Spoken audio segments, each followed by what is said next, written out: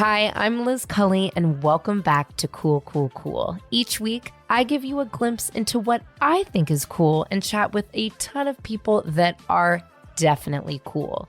No topic is off bounds unless, I guess, it's not cool. Welcome to Cool, Cool, Cool.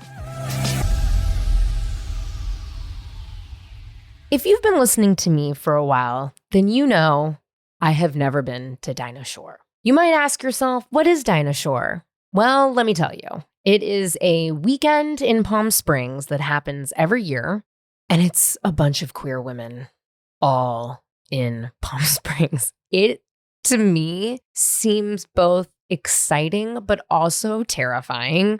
Namely because I am so anxious. I couldn't afford to go when I first moved to LA. And I always felt like you had to have like a good group of friends to go with. And here's the thing.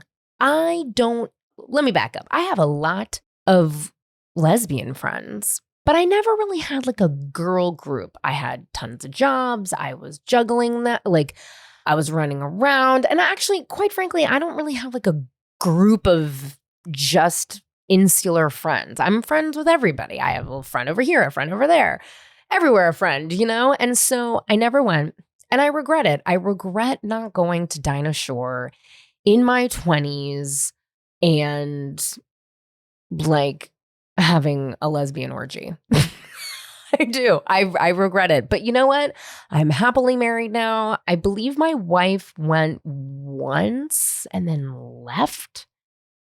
That sounds slightly familiar, but for all intents and purposes, neither of us have ever been. You also know that I'm bouge, and I'm not like gonna go gen pop to a lesbian music festival. I'm just not. I've like put in the work, and I kind of refuse to do it. So I've talked about not going to the DINAH for a long time. I've interviewed tons of people who have performed, who have been on the red carpet, who have gone.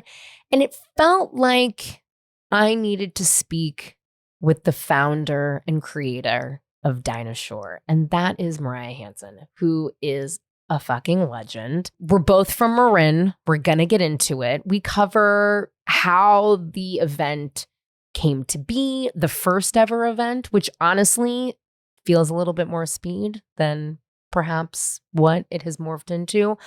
But regardless of anything, it's pretty damn impressive that, you know, she and her team have managed to create a major multi-day event for 30 plus years for queer women. You know, obviously there's Pride all over the world every June. Major money goes into Pride and has for quite some time. But that's not focused on queer women. And I think in our community, gay men, you know, have really been able to forge a lot of major events, but also a lot of revenue out of Pride, which is great. I want the queers to win. But I also think that there is a space for queer women that needs to remain our space because it's different. So yeah, shit. I went all the way straight to the top and interviewed Mariah. Your eyes and your shirt and your tree and your background look beautiful, by the way. Oh, thank you. It looks great. Are you in Sonoma now or are you down here? I'm in Sonoma now. Well, and my best friend in the world, who's also like my spiritual soul sister, painted that painting. Isn't it cool? Oh, I really like it. Balance. Oh, the vase, everything looks great. I obviously know so much about you, which is it's an impressive background, but something that I love that I wanted to start with was that you sort of started your career, so the internet says, throwing events at Sonoma State. Is that correct? That's true. Well, sorry, you really want to go back to the beginning? Yeah, I do. Sure. It was this corner house on Maple Street in Mill Valley when I was probably 7 or 8. And he just came out and he gave us all these toys. One of them was projector and one of them was Ken and Barbie. And I started a movie house. In Mill Valley. Doing little shadow movies with Ken and Barbie. And I charged maybe a nickel or so. Wait, I love that. You do, I don't know if you know this, but I'm from Marin. I didn't know that. That's awesome. I grew up in Tiburon. Okay. I grew up in Tiburon. Nice. Yeah. I spent a lot of time in Mill Valley. Yeah. I love it. I went to San Francisco State. You went to Sonoma State. I went to many parties at Sonoma State, but they were all my best friend in the world. He went there and I would go and visit him, whatever, to have fun. And they were all very like a little bro-y, which I wasn't totally into. So I wish I had gone to your party instead of the parties I went to at Sonoma State.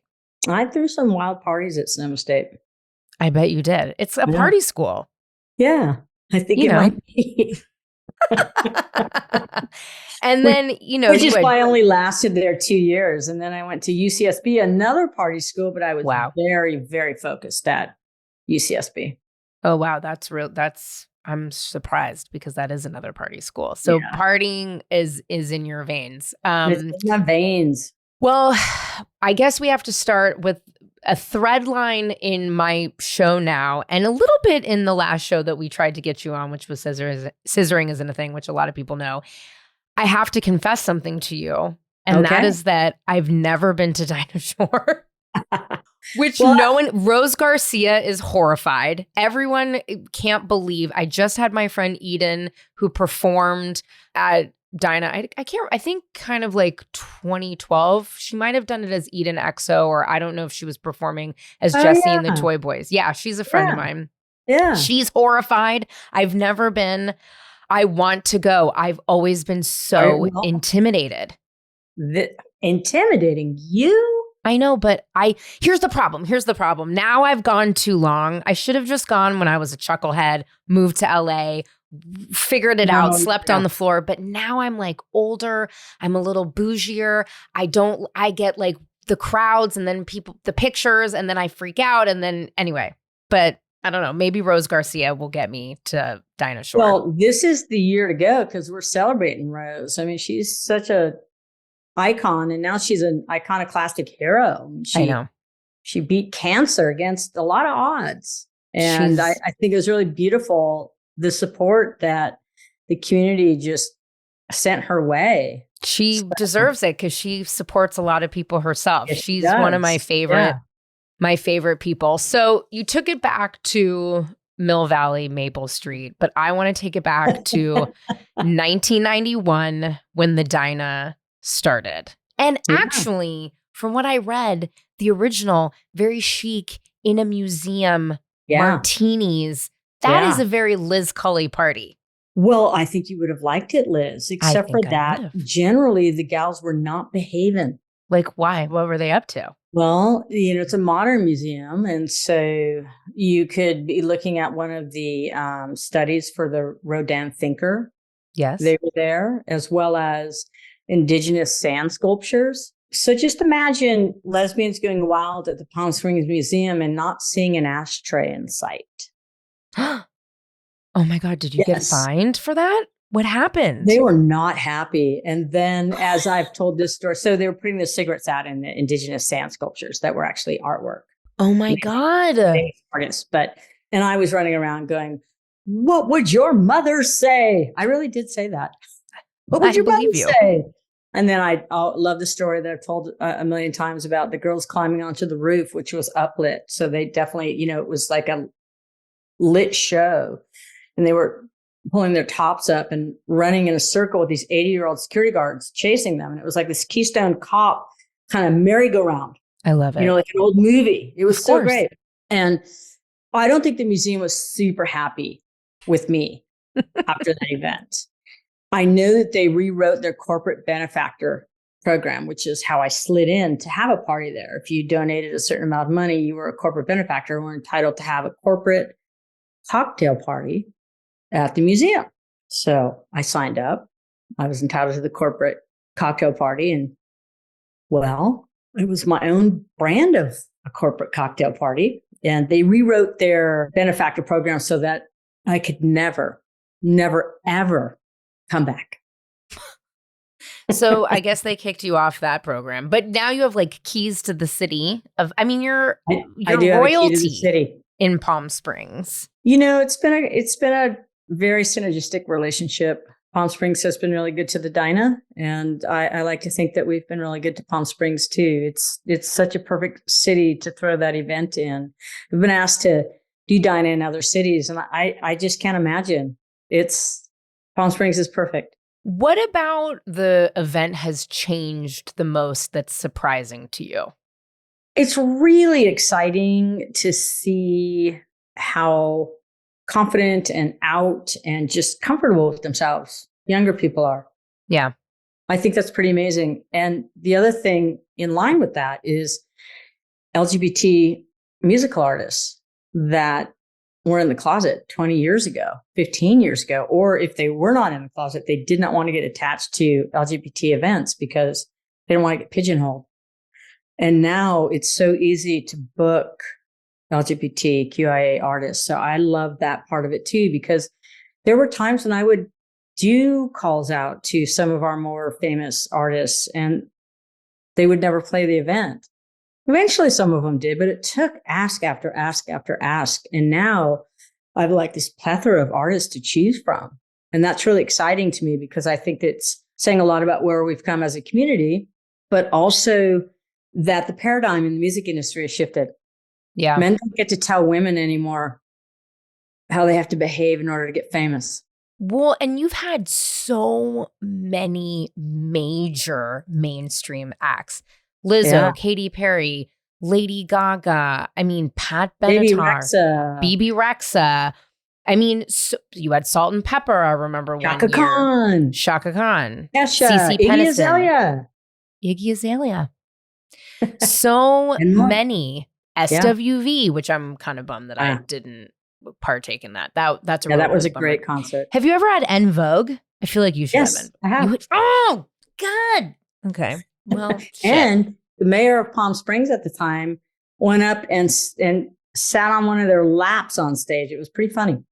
Of En Vogue? Mm-hmm. Yeah. Oh my God. That's like my dream. Oh God.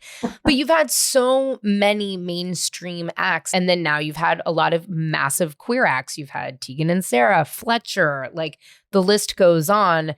Is there any special requirement? Regardless, obviously, it doesn't, you book people from all walks of life in terms of their sexual orientation. So that doesn't seem to be a requirement. But is there anything about an artist that you are like, you know what, this person needs to have X, Y, and Z to perform at the DINAH?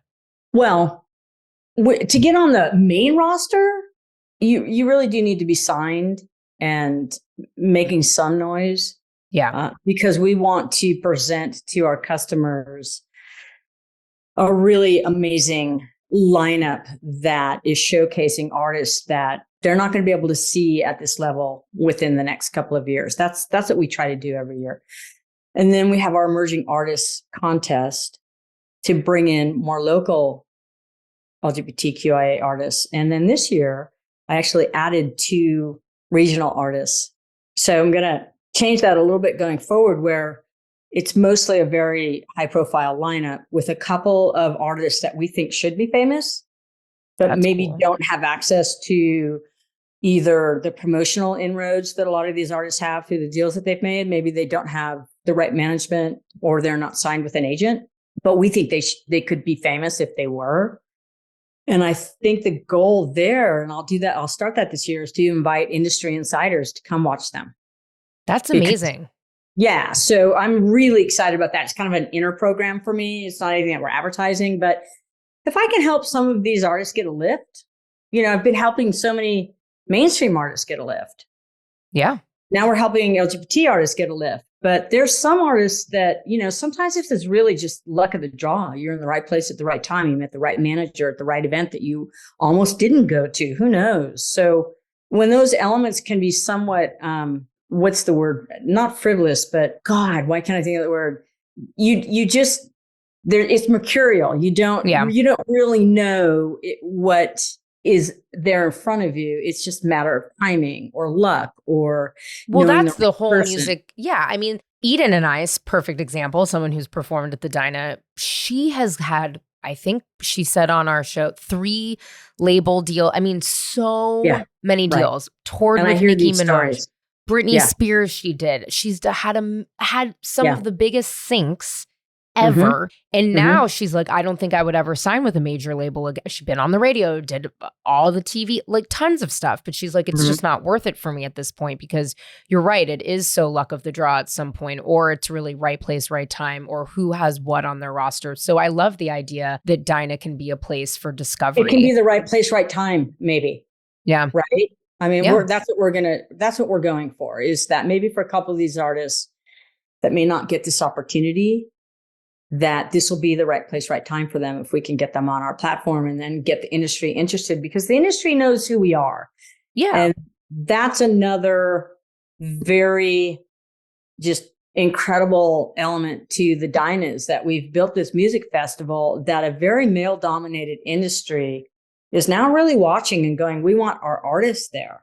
And Yeah. it's also comforting to so many more women are now agents. 20 years ago, I was just dealing with men, and just, it was really hard. But because of the lineups that we've had year after year, and we're really picking at least one or two that are the next big thing, they're like, what is it about this festival?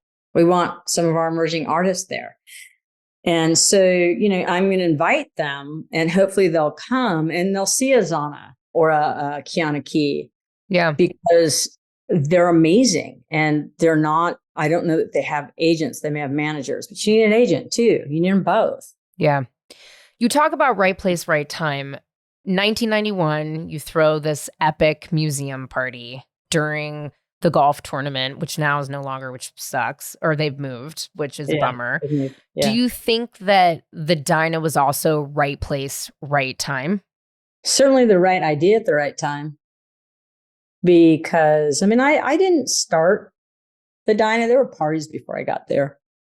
But I certainly saw a different way to approach it that was more inclusive of ownership.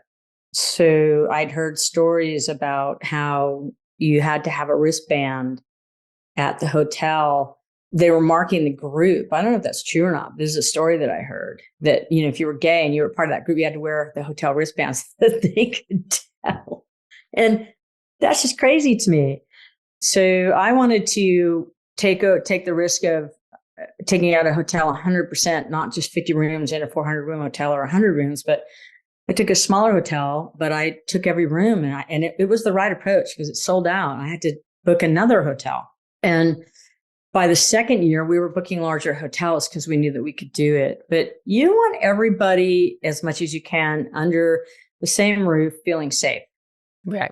Feeling like it's your world and that the hotel's catering to you. That's morphed a lot over the years. Some years it's just like really incredible. Sometimes we get at hotels that aren't so incredible. And you wouldn't know that. I would, because we fight really hard behind the scenes to make sure that an audience, one of our attendees, doesn't know what we're going through. But I can tell you, I've had some years where I just felt like crying all weekend because the hotel was making it so difficult to do our job. And then you end the weekend, and maybe I had one hotel where I had, I think, another 3 years on the contract. And it was like, I can't do this because it's not about money. This is my job, but it's also my heart. And the hotel has to feel that way too. Yeah. They have to embrace the community and feel committed to what we're doing, because what we're doing is so powerful. I've had hotels years ago, I've been doing this for 32 years. So let's say like 28 years ago, where a hotel sent out a memo to everybody and said, hey, we have this gay group in this weekend, or this lesbian group in this weekend, and you don't want to work it for personal reasons, please let us know. Could you imagine that happening today? No, that's crazy. It's crazy, but stuff like that has happened. And so you just want to make sure that you're working with hotels and with the powers that be behind the hotels, that, sure, they have a bottom line to think about too, but you also want to make sure that they're committed to our community and to a bigger picture of inclusivity. And yeah, well, it's always a dance every year. Yeah. I've been working in events for a long time. I started in the music industry. I know what goes into those nights and weekends and shows. Are you ever able to have fun at DINAH Shore? Yes, I do. I am. Absolutely. Because I have a really great staff. So got it. My hard work is now. Right. Right. I'm like juggling. I'm the traffic controller. I'm making sure that every department head is like that we're all moving in the right direction. And I have a really incredible staff. And then by the time the weekend is here, I have a number 2 that pretty much is running it. And, I get called in if it's a serious issue or something that was unexpected. But generally, they all know what they're doing so well that it's basically, hey, boss. I'm like, hey, guys. What's the most fun you've ever had at DINAH Shore?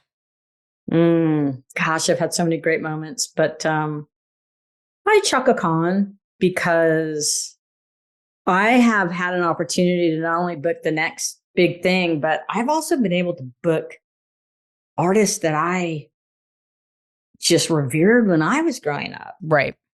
Right? Like I used to just wear thin that record, not CD or HUK, but record of Rufus featuring Chaka Khan. I loved them. So to book Chaka Khan was a dream for me. I would have died. Cool. I'm just telling you right now. I did. And my mom was with me and she was probably about 88 at the time. And my mom loved her. So that was really fun getting to meet Chaka Khan and have a picture with her, with my mom and my, all my managers. It was really sweet. So I think you asked for one moment, it is probably that one. Yeah, Chaka Khan, Chaka Khan. Who would you love to book that you haven't? I booked Pink and then she canceled after 4 days. And it wasn't like a contractual. It was, hey, I'd like to book her. We'll pay this much, send a deal memo. And they wrote back and they said, she wants to do this, which is actually binding. That's all you have to do, as you know. But then 4 days later, she backed out. She was heading for Justin Timberlake. So whatever year that was. So she wasn't quite, stratospherically Pink, but she was like on the rise. And I would love for Pink to play it. But I'll tell you, I would flip over Taylor Swift too. Well, yeah. And that would just be for me. Like if people didn't like her. Are you a Swiftie, Mariah? I'm a Swiftie. Totally. Oh. Yeah, I am. I remember a very well-known queer writer posting on Facebook, Taylor Swift wouldn't know a sick beat if she heard it. And I was just like, she's like one of the greatest pop singer-songwriters of probably, this decade for sure, maybe a few more to come. I am a big Swiftie. You bet. What's your favorite Taylor Swift song? Oh my God, I love her new Anti-Hero. It's actually, I think she wrote it for me. For you. Yes, you're the problem. Like I'm the problem. You. It's me. Yeah. I like Cruel Summer. I'm really into that. Cruel Summer. Yeah. I'm really into Cruel Summer. Are you a Swiftie too? Here's what I'll say. I'm scared. Okay. It's like saying anything about Beyonce recorded. You have to be like so careful because the Beehive will come get you, whether you think you're saying something positive or not. I think you're right. I think Taylor Swift, from a songwriting perspective, is probably one of the most talented I would actually say of the last 100 years. That's a strong statement, but I actually really think that girl knows how to write a song. Really any genre. I think she's incredibly talented, but I've never been one. I'm such an R&B, I sang R&B for so long. I, went to music school. That was my thing. So an SWV, a Chaka Khan, those are who I'm. Mary J. Blige. I love them too. So absolutely. I wouldn't typically go Taylor Swift, but now that Taylor Swift is so major, she literally just is the number one grossing female performer on tour. She went over $1 billion. She kills it. I mean, she's so incredible. So yes, I am a fan, but I'm not a Swiftie. Is that, she's from Tennessee. That's a very conservative state. And I really like how she got to an age, she's still super young, but she did get to an age where, and maybe to a stature where she said, I can't be silent to protect my career. Yeah. I have to speak out. And when you say, what is it behind booking people? They definitely need to have some traction already, but they also need to have a backstory. And that's what I look for. I look for what does this artist, have they overcome a challenge? Are they representing a marginalized group? You know, being body positive it's now this really beautiful, accepted, just outlook in life. Like we can be all shapes and sizes. That wasn't true 20 years ago. Yeah. That's work, right? That's like people being out there and going, I'm beautiful. I like me just the way I am. I don't need to buy into your anorexic ads. Yeah.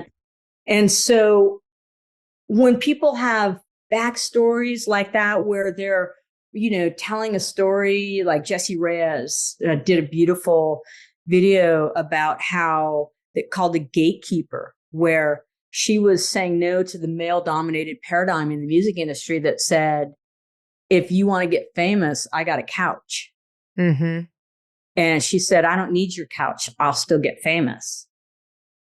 And that's someone who actually, if you look at things in a really big picture, she was groundbreaking. I mean, she broke a glass ceiling for everybody when she said no, and then wrote that song and created that video and started a movement that eventually maybe didn't start it, but was part of a growing movement, you know, that became the Me Too movement.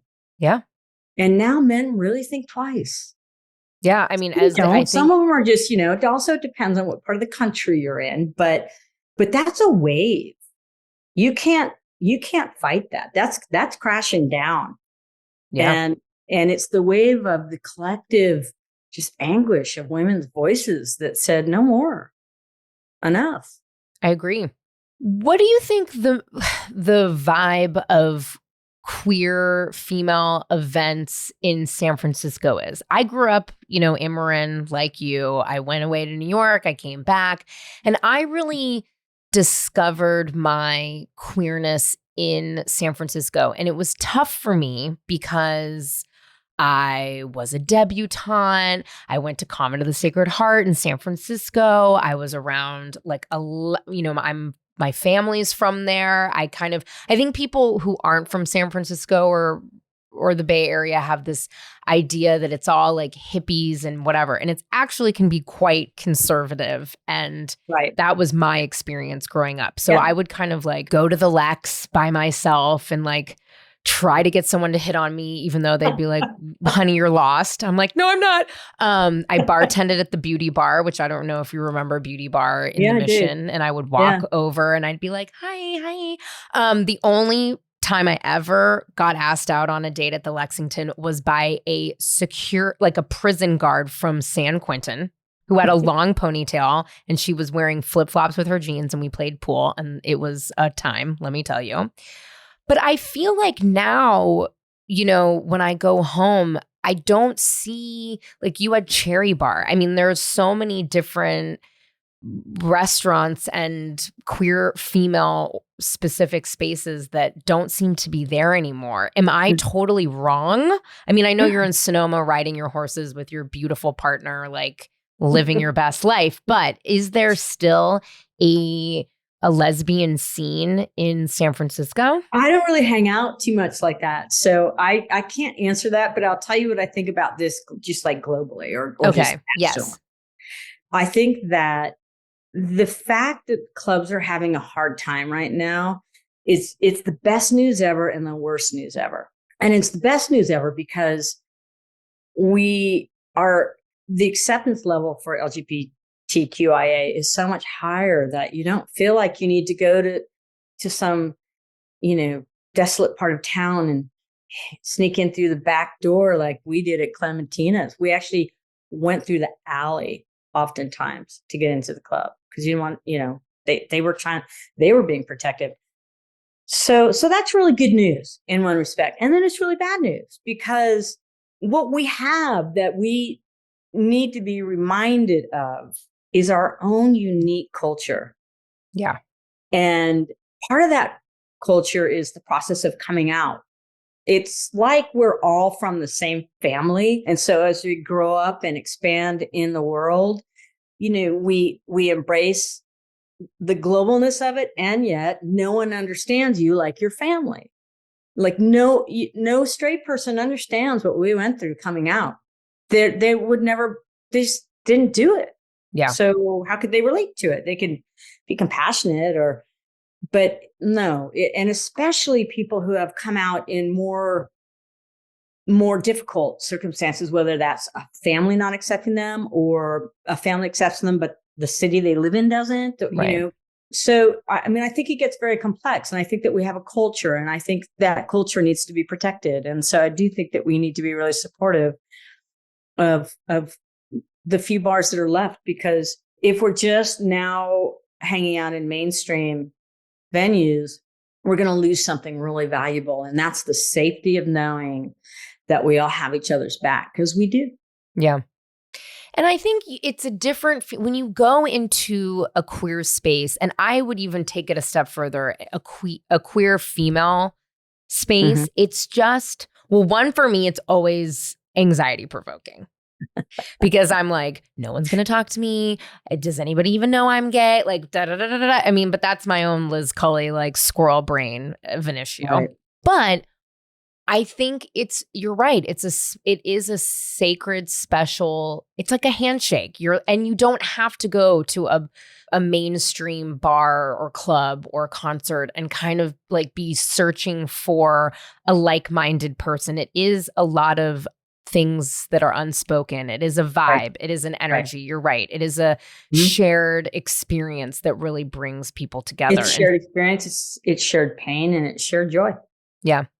Yeah. Which is why, though I'm scared, I am so enticed by the DINAH, because why don't you come this year? Okay. I will come. One, I'll have nothing.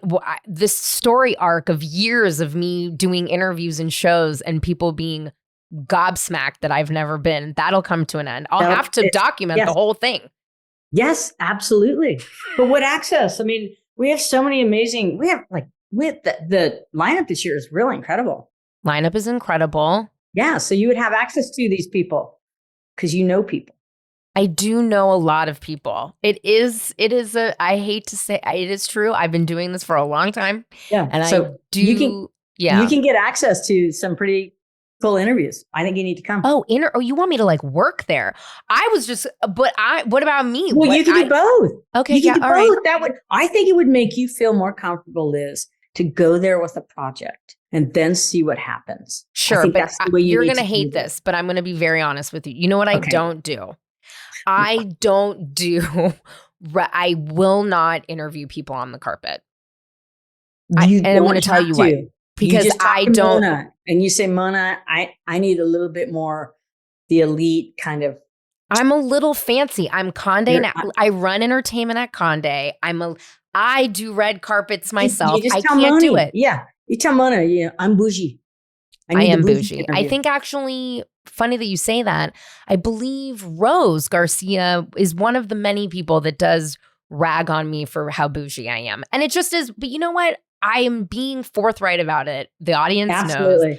Because I've also worked how many red carpets did I do? I've done that stuff. So I feel like it's a little different. I struggle sometimes with speaking to younger folks that, went viral on the internet or do whatever, and they didn't do a lot of the leg work to get to the place, right? Like there's a lot of us that have there was a time before the internet, I was producing video, so much content, and I was an assistant. I mean, you have to like go through all the shit to really get to a certain place. And now that I'm old and tired and I don't like Gen Pop and I do red carpets and I have my hair and makeup team, I refuse to do some shit. And it is just, I have to be honest with you, because could you imagine if I lied? How could you take me seriously? But I think that we can dial you in. So what are the things that somebody like me who's never been to DINAH Shore must bring to my first DINAH Shore? Well, your cool attire that makes you feel the best. Do you still have the white party? Is that a thing still? Do, but we call it the black and white ball. Oh, it's black and white now. Yeah. Okay. Yeah. And so we still have that. So you can dress all in white in that, or you can dress all in black in that, or you can do a little bit of both. But we do still have that, and that's super fun. And then we have the Hollywood party, which I think you would fit right into as well. What is the Hollywood party? Let's do a Hollywood theme. It's just bring out your best glam self. Oh, say no more. There you go. So I need a black and white themed outfit. I need a Hollywood attire. And then what else do I need to bring other than a sparkling attitude, which will be difficult. Exactly. And water. Oh, can you bring water? Yes, you need water, even if you're just picking it up. That's the mistake that people make that are what we call DINAH virgins. And just imagine the minute that you're there for 5 minutes, you'll officially be a DINAH hoe. I'm married now. You know what? I fucked up. I should have gone to DINAH. I'm telling you, with like Anna Goodman when I was 25 years old. I love Anna. That's hilarious. Anna's great. Anna's a classic. She was probably 16 years old at the time when I was 25, but whatever. And I should have gone and I should have just been a ho, ho, ho, ho, ho. The pool party is intimidating though for me. Do you go to the pool party every year? Yeah, I mean, I have to. Yeah. Seems scary. Yeah. I don't drink during the day. No, it's amazing. Are you kidding? It's incredible. The pool party's insane. I mean, I have to go to every event. I'm at every event. I just am not there. I'm not going to be there at 2 a.m. Oh, Who can stay awake till 2 a.m? My staff. Well, okay. Well, I can't. Let me tell you. Yeah. So the pool So I need a bathing suit attire of sorts. You need bathing suit attire. You do. The pool parties are just inspiring Oh yeah, because the vibe's incredible. It's not a judgy vibe. It's not a how do you look in your bathing suit vibe. It's a oh my God, we are all here together in the sun, splashing around, listening to good music. I mean, it's actually super cool. I know it's cool. I'm just saying, here's my anxiety. Water I think is key and clutch because I think sometimes people can't pace themselves during the day. I can't drink. I am now knowing at my age, I can maybe have like a glass of dry like Sancerre or maybe an Aperol Spritz, and I got to cut myself off because I get so drunk during the day. I don't know why. I don't understand what's happening, why it's any different than 8 p.m. to 1 p.m. But for whatever reason, booze, it's a no-go. You got to know your limits, Liz. I think that's brilliant. It's true. Yeah. And by the way, Sancerre is one of my favorite wines, paired perfectly with Chèvre, goat cheese. Hello. I mean, listen, maybe I'll skip the DINAH. I love hang out with me in Sonoma. Exactly. Because you know what? My wife and I are going to Montana in a week. We are off to ride horses. And actually, you'll love this. The woman who we met last year at the ranch that we go to, who's one of the main horse wranglers from San Francisco, awesome lesbian, was like in the Mission in the early 90s, amazing. And we wake up at 7 a.m. and we go and we ride all day. And then we come back and I drink a lot of Sancerre and do it all again the next day. Are you working on a cattle farm? No, we're not working on a cattle farm. We are at a very bougie dude ranch in Mountain Sky, Montana, where my lovely aunt from Belvedere invites us and we like pretend to be cowgirls. I think it sounds amazing. It is. And actually, you'll love this because I know you're such a horse lover. My wife is a therapist. Okay. And Christine, that's the woman who rides with us, who I feel like it was kismet that we met. We learned how to do all of the like energy, like pressure on, pressure off with our horses. So we really bonded with them. Yeah. And she let us one day, there was I don't remember. Maybe everybody was gone or who knows, but she let us go into the corral with like 50 horses and just do energy work with all of them and let them all come to us. And it was so special and wonderful. And I can't wait to just be with the horses and ride, and it's going to be awesome. So yes, I will skip it all, come to Sonoma, I'll bring the wine, I'll bring the cheese. That might be more my speed. I got the horses. We're good. How many horses do you have? I have 6. What? I do. And I just played, I didn't really play hooky because usually I don't do the DINAH in the summertime. I don't do it in September. I do it in April, but COVID changed all that.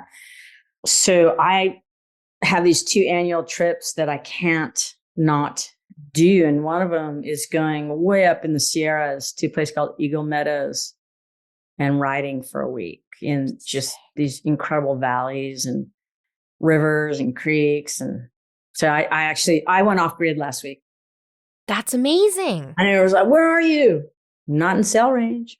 But you know what's cool about that? I know we're totally diverting to horse talk, but I have to do it with you because I love it. That's all right. You can cut. I'm not going to cut it. Please, come on. No, the lovely people who listen to me on a weekly basis know me by now and know that I do what I want at this point. But what I love about the way that we get to ride is that it's the same thing. It's really free. I mean, we are so lucky. Like rivers, creeks, we go. I mean, really, it's just amazing. And I've learned so much. I think being able to be like really get the understanding of how to interact and be respectful and the mutual respect. Because at first when I started riding more, I rode as a kid and actually in Petaluma and Sonoma as a kid. I loved it. And I did vaulting camp and like all this shit. Yeah. And I loved it. But I didn't ride for a long time because it's hard. It's like, where are you going to ride? And it's expensive and whatever. And so this experience has been awesome because I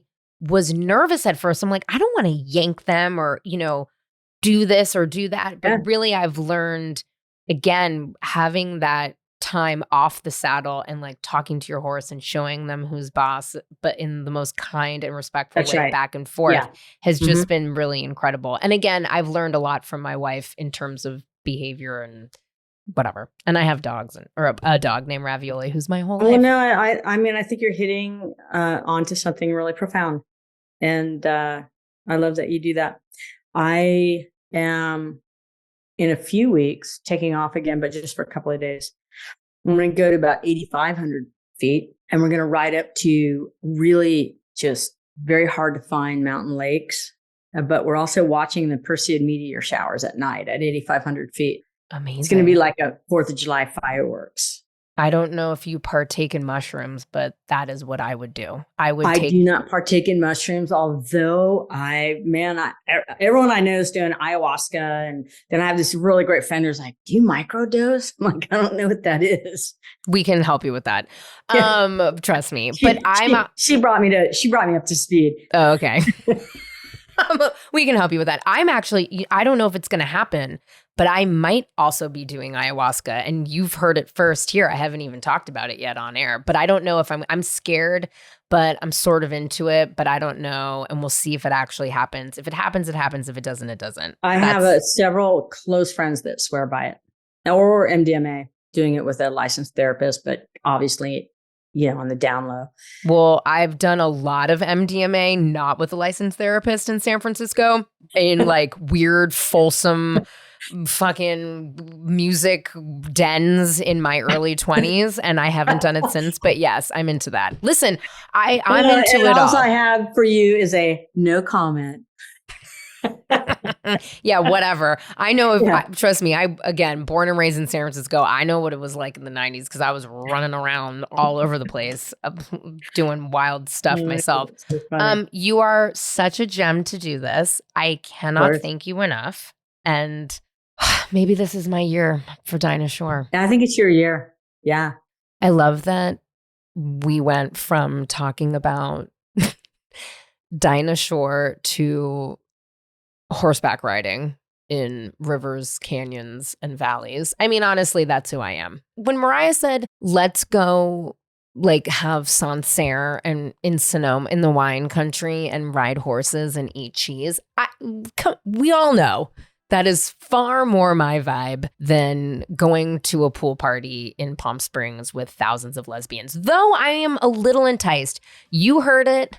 I'm going to make Mona, who is her, I believe, PR strategist and works with her and who's lovely, who helped set up this interview, even though I had asked Mariah years ago to be on Scissoring Isn't a Thing, which she absolutely said she would do, and then it didn't end up happening, which I'm so glad. That I think everything happens for a reason. I think Mariah and I were meant to talk now. We were meant to talk after I've reclaimed my cowgirlness. It all just worked out, but I think we all know being bouge and drinking wine and riding horses is very Liz Cully. Though I think maybe you heard it. She told me to tell Mona that I get the VIP treatment. Maybe I will go to DINAH Shore. If I go to DINAH Shore, I don't think I'll ever be the same again.